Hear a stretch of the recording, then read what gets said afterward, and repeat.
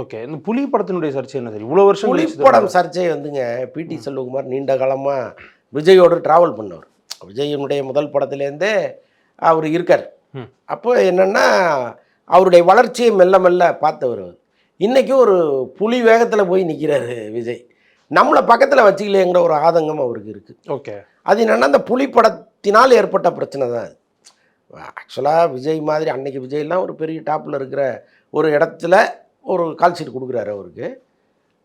அதனுடைய கணக்கு வழக்குகள் அது வந்து இன்கம் டேக்ஸ் ரெய்டு வருது.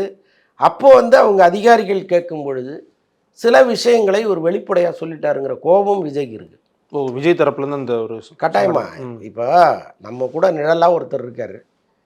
சில உண்மைகள் அவருக்கு தெரியும், சில பொய்கள் தெரியும், எல்லாமே கலந்தது தானே. இப்போ நம்ம ஒருத்தரை முழுமையாக நம்பும் பொழுது நம்முடைய பாசிட்டிவ் நெகட்டிவ் எல்லாமே அவருக்கு தெரியும்ல.